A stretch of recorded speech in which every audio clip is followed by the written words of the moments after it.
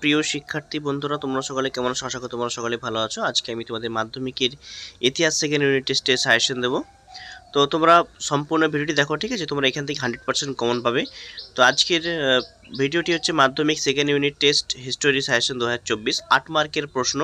তো তোমাদের 3টে 8 মার্কের প্রশ্ন দিয়ে থাকবে, সেই 3টের মধ্যে যে কোনো একটি করতে হয়, যে কোনো একটা করলে তোমরা 8 নাম্বার পাবে, ঠিক আছে?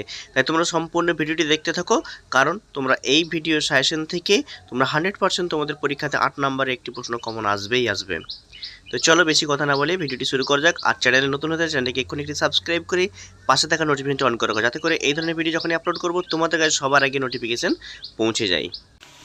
প্রথম প্রশ্ন, 1857 খ্রিস্টাব্দে মহাবিদ্রোহের প্রকৃতি পর্যালোচনা করো, অথবা মহাবিদ্রোহের চরিত্র প্রকৃতি বিশ্লেষণ করো।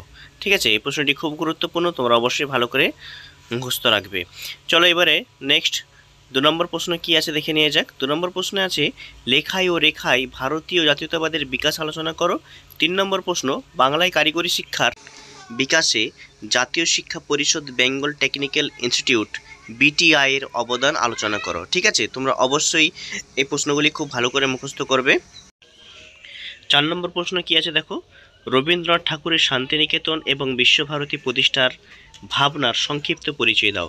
এই প্রশ্নটি তোমাদের খুব গুরুত্বপূর্ণ, তোমাদের সেকেন্ড ইউনিট টেস্টের সাথে সাথে তোমাদের ফাইনাল পরীক্ষার জন্য প্রস্তুতি থাকবে।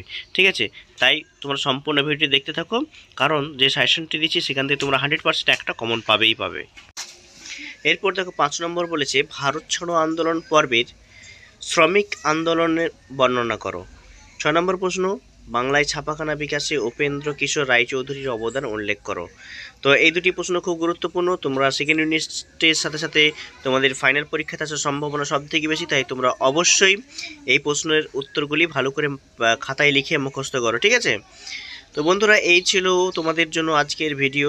যদি ভিডিওটি ভালো লাগে অবশ্যই একটি লাইক করো, কমেন্ট বক্সে কমেন্ট করো, আর চ্যানেলে নতুন হয়েছে চ্যানেলটিকে এক্ষুনি একটি সাবস্ক্রাইব করে পাশে থাকা নোটিফিকেশনটি অন করে রাখো, যাতে করে এই ধরনের ভিডিও যখনই আপলোড করব তোমাদের কাছে নোটিফিকেশান দ্রুত পৌঁছে যায়।